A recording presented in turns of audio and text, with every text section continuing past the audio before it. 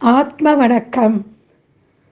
கும்பகோணத்தில் இருக்கிற திரு கண்ணன் அம்மா அவர்கள் வாழும் சித்தர் என்று சொல்லலாம். இவர் பல சித்தர்களை சந்தித்திருக்கிறார். முக்கியமாக கணக்கம்பட்டி சித்தர், திரு கிருபானந்த வாரியார், தங்கவேலு சாமிகள் போன்றவர்களை பார்த்து அளவாடிய அனுபவங்கள் உண்டு. பல சித்தர்கள் நூல்களை எழுதியவர். நம் பிரச்சனைகளை போனில் மூலம் சொன்னாலே ஆசீர்வாதம் செய்து பதில் சொல்பவர். வீட்டிற்கு போனாலும் பதில் சொல்லி அன்னதானம் செய்துதான் அனுப்புவார். அவர் கார சித்தரை பற்றியும் நிறைய சித்தர்களை பற்றியும் எழுதியிருக்கிறார். அடிக்கடி சாந்தவெளியில் போய் சித்தரை வணங்கி வருபவர்.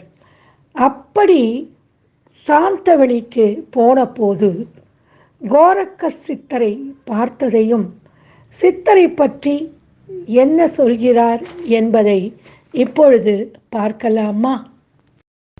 சாந்தவெளி ஊரெங்கும் திருவிழா கோலம், மாபெரும் அன்னம்பாலிப்பு, சித்தர்களின் ராஜா என்று அழைக்கப்படும் ஓர் ஒப்பற்ற சித்புருஷரின் அருள் கூடம் இது.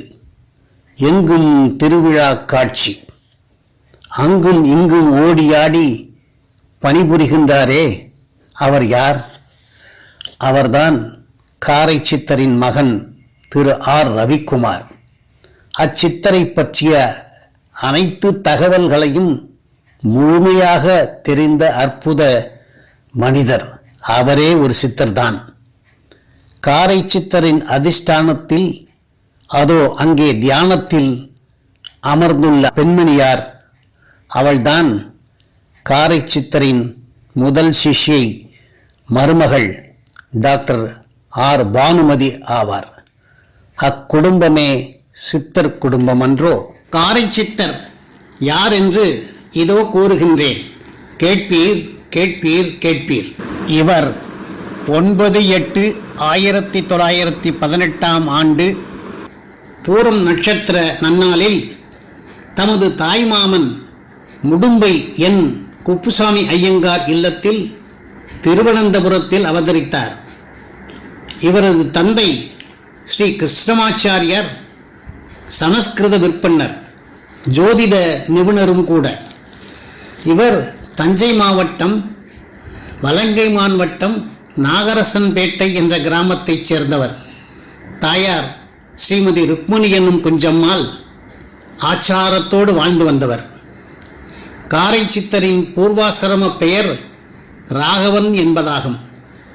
சேக்கிழார் பெருமான் ஞான குழந்தை திரு ஞானசம்பந்தரை பற்றி கூறும் பொழுது, சிவனடியே சிந்திக்கும் திருப்பெருகு சிவஞானம், பவமதனை அறமாற்றும் பாங்கினில் ஓங்கிய ஞானம், ஓமையிலா கலைஞானம், உணர்வறிய மெய்ஞானம், தவ முதல்வர் சம்பந்தர் தாம் உணர்ந்தார் அந்நிலையில் என்று உமையம்மையின் ஞானப்பால் அருந்திய ஞான குழந்தை சகல ஞானமும் பெற்ற வரலாற்றை கூறுவார்.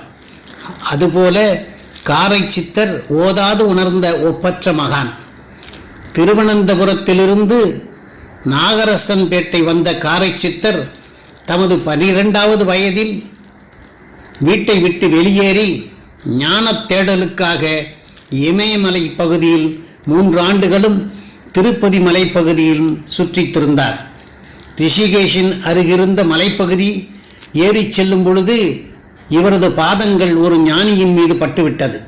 அந்த ஞானியோ இடுப்பு வலியாலும் உடம்பு வலியாலும் அவதிப்பட்டு கொண்டிருந்தவர். காரை சித்தரின் பாதம் பட்டதுமே கங்கை ஆற்றிலே போய் விழுந்தார்.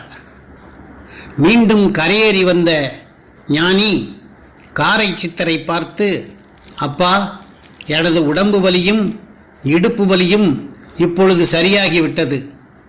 ஒரு பிராமணனால் சரியாக வேண்டும் என்பதே எனது விதி என கூறி சுவாமிகளுக்கு சகல வித்தைகளையும் அஷ்டமா சித்திகளையும் அருளினார்.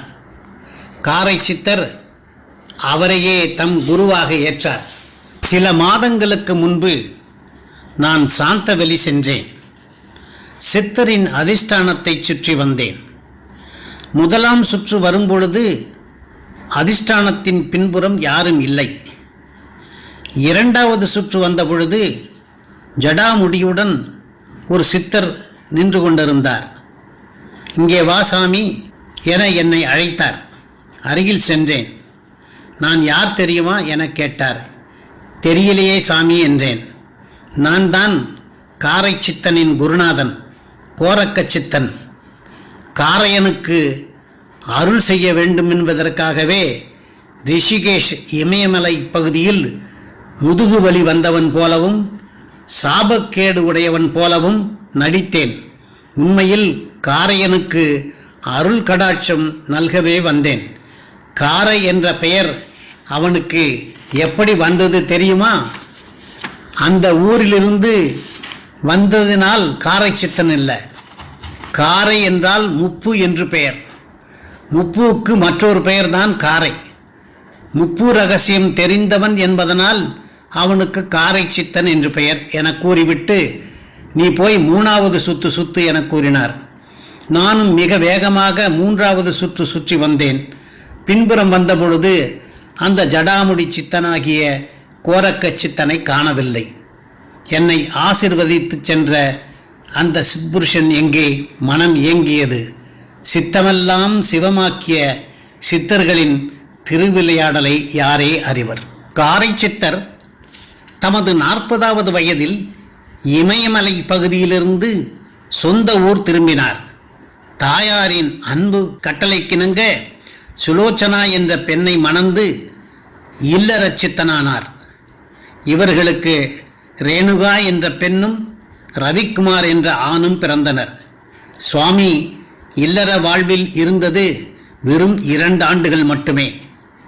காரை சித்தரின் தோற்றம் எப்படி இருக்கும் காண்போமா?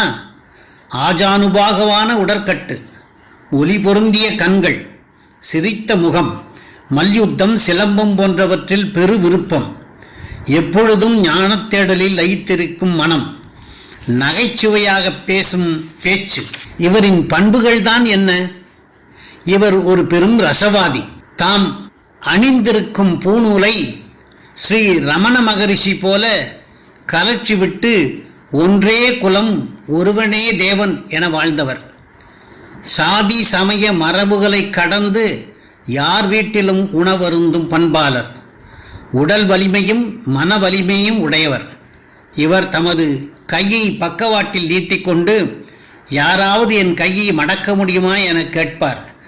2-3 பேர் சேர்ந்து மடக்க முயற்சி செய்து தோல்வியுற்றுள்ளனர். குடும்பத் தேவைக்காக புனே நகரில் அரசு ஆயுதச்சாலையில் பணிபுரிந்தவர். ஆன்மீக தேடலுக்காக மலேசியா, இலங்கை போன்ற வெளிநாடுகளுக்கு சென்று வந்தவர். தேசப்பிதா மகாத்மா காந்திஜியுடன் சில மாதங்கள் தங்கியிருந்தார். அவருக்கு வேண்டிய ஆத்ம சக்தியை காரை சித்தர் வழங்கினார் என கூறப்படுகிறது.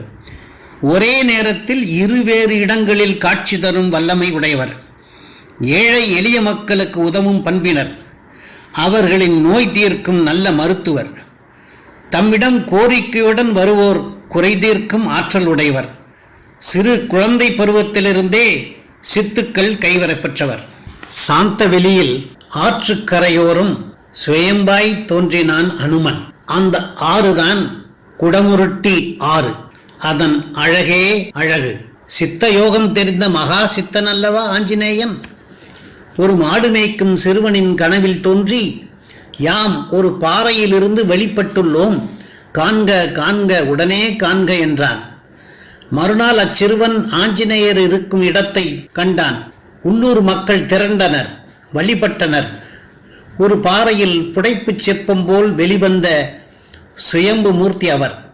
சற்றே சாய்ந்த நிலை, இடக்கை தூக்கியபடியும் வலப்பக்கம் கண் திறந்து பார்த்தவாறும் 3 அடி உயரத் திருமேனி உடையவர்.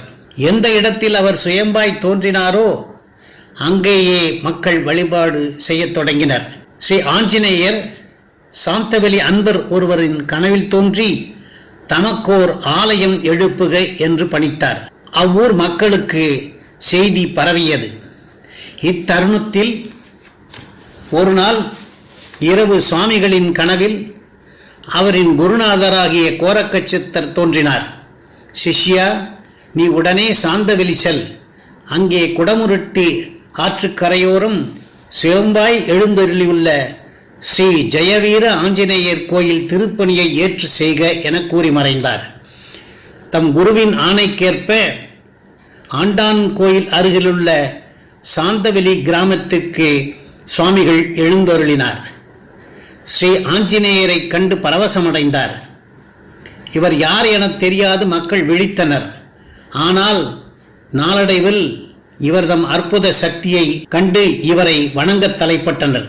சுவாமிகளின் முயற்சியால் ஸ்ரீ ஜெயவீர ஆஞ்சநேயரின் திருப்பணிகளை ஓரளவு முடித்து 8/9/1960 விழாவிற்கான ஏற்பாடுகளை சுவாமிகள் செய்தார். விழா நடைபெற ஓரிரு நாள்கள் உள்ள நேரத்தில் பெருமழை பெய்து பெருவெள்ளம் குடமுருட்டி ஆற்றில் கரைபுரண்டு ஓடியது. அக்கரையில் எல்லோர் இக்கரைக்கு வர பாலம் இல்லை.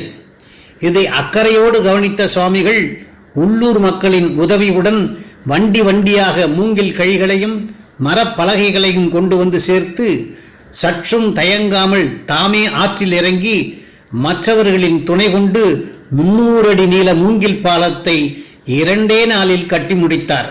மக்களுக்கோ சுவாமிகளின் அளப்பரிய ஆற்றல் கண்டு வியப்போ வியப்பு வியப்பு வியப்பு. ஸ்ரீ ஆஞ்சநேயர் விழா சிறப்பாக நடந்தேறியது.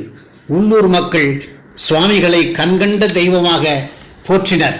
காரைச்சித்தர் பக்தர்களை ஆன்மீகத்தில் ஈடுபடுத்துவதற்காக ஒன்றல்ல இரண்டல்ல பல நூறு சித்துக்களை செய்துள்ளார்.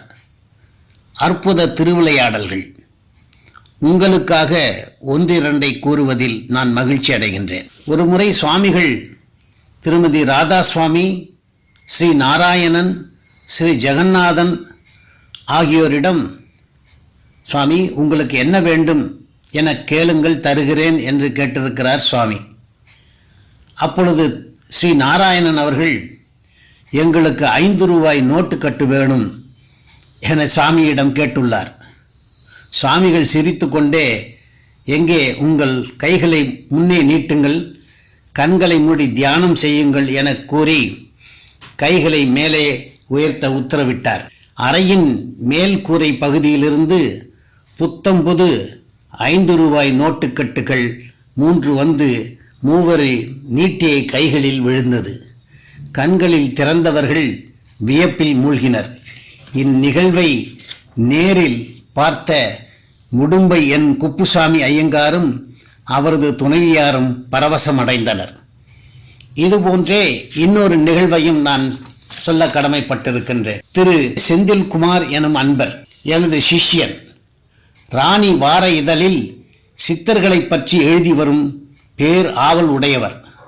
ஒரு நாள் தன் அறையில் அடுத்த வாரம் எந்த சித்தனை பற்றி எழுதுவது என்ற யோசனையில் ஆழ்ந்திருந்தார். இவர் என்ன ஓட்டத்தை அறியாதவர்களா சித்தர்கள்? ஒரு பலமான பெருங்காற்று வீசியது. எங்கிருந்தோ ஒரு பழைய துண்டு பேப்பர் அவர் முன் வந்தே விழுந்தது. அதை எடுத்து பார்த்தார். அதிலே காரை சித்தர் என்று அச்சிடப்பட்டிருந்தது. அவர் மனம் துள்ளியது. அவரை தேடி சாந்தவெளி சென்று தகவல்கள் சேகரித்து வெளியிட்டார். காரை சித்தர் தான் எழுதினார், நான் எழுதவில்லை என்று கண்ணீர் மல்க கூறும் அவர்கள் தாம் எழுதிய விதியை மாற்றும் 40 சித்தர்கள் எனும் நூலில் சுவாமிகளை பற்றி மிகச் சிறப்பாக குறிப்பிட்டிருக்கின்றார். சுவாமிகள் குழந்தைகளோடு விளையாடுவதிலே பேரார்வம் கொண்டவர்கள்.